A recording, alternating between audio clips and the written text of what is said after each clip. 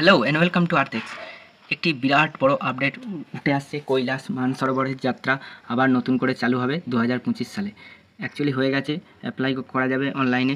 কিভাবে এখানে যাবেন এবং কি কি প্রসিডিওর সমস্ত কিছু জানতে এই ভিডিওটি অবশ্যই দেখুন শেষ অবধি। আর চ্যানেলে নতুন হলে চ্যানেলটি সাবস্ক্রাইব করে রাখুন। এরকম ডিটেল ভিডিও অন্য কোথাও কোনো চ্যানেলে পাবেন না। আমি সমস্ত কিছু একদম খুব সুন্দরভাবে বুঝিয়ে দেবো। তো চলুন মহাদেবের নাম করে শুরু করা যাক। হর হর মহাদেব।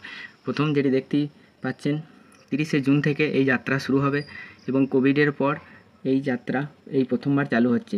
2020 সালে যে গলবান অ্যাটাক হয়েছিল, চাইনিজ সৈনিকরা করেছিল ভারতীয়দের ওপর, তারপর থেকেই এই চীনের সাথে সম্পর্কের অবনতি হয় এবং এই যাত্রাটি বন্ধ ছিল।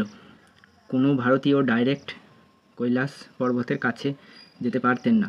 তারা বিভিন্নভাবে নেপাল থেকে এটি দেখতেন, কিন্তু ডাইরেক্ট আবার রিজুম হচ্ছে 30শে জুন 2025।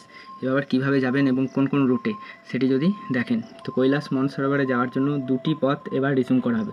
প্রথমটি হচ্ছে সিকিমের নাথুলা পাস। এখান থেকে টোটাল 10টি দলকে অনুমতি দেওয়া হবে। একটি দলে থাকবে 50 জন, টোটাল 500 জনকে অনুমতি দেবে এই দিক থেকে।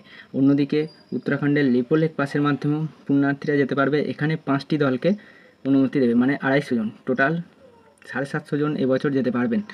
এবার যদি রুটটা দেখেন, এটি হচ্ছে উত্তরাখণ্ডের মাধ্যমে যে যাওয়া, সেই রুটটার কথা বলছি।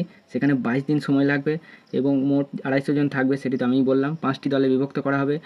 প্রথম দল 10 জুলাই রওনা করবে এটি, আর শেষ দল যে ফিরবে সে হচ্ছে 22শে আগস্ট। 22শে আগস্ট এই যাত্রা ক্লোজ হয়ে যাবে। তারপর শীত পড়ছে, মানে ওখানে বরফে জমে যায়, তাই ওটা যাত্রাপথের অনুকূল থাকে না। এবার যাত্রাপথের বিবরণ যেটা হচ্ছে আমি বললাম, আগেই বলবো, সেটি হচ্ছে দিল্লি থেকে টনকপুর, তারপর ধারচুলা, গুঞ্জি, নাবিডাং, এইখান পর্যন্ত হচ্ছে ইন্ডিয়ার লাস্ট স্টেশন। তারপর চীনে প্রবেশ করতে হবে এবং তাকলাকোট, কৈলাস পর্বত এবং মানসরোবর। এই কৈলাস পর্বত এবং মানসরোবর খুবই বিখ্যাত। এখানে ভগবান শিবের বসবাস। এখানে যদি সশরীরে যাওয়া যায় তাহলে হিন্দু ধর্ম সার্থক, এরকম একটি কথা আছে। আর ফেরার পথে বুন্ডি, চৌকারি, আলমোড়া হয়ে দিল্লিতে শেষ করবে একটি দল। এটি হচ্ছে যারা উত্তরাখণ্ডের মধ্যে দিয়ে যাবে তাদের রুট। এই যে যাত্রা, এটি খুবই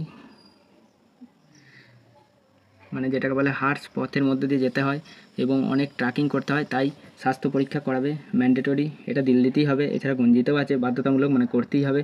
উচ্চতার জন্য বিশেষ প্রস্তুতিরও প্রয়োজন আছে, সেসব নিয়েই যাবেন। এছাড়া অলরেডি আপনাদেরকে গাইডও করা হবে, তার জন্য অনলাইনে আপনারা অ্যাপ্লাই করতে পারবেন।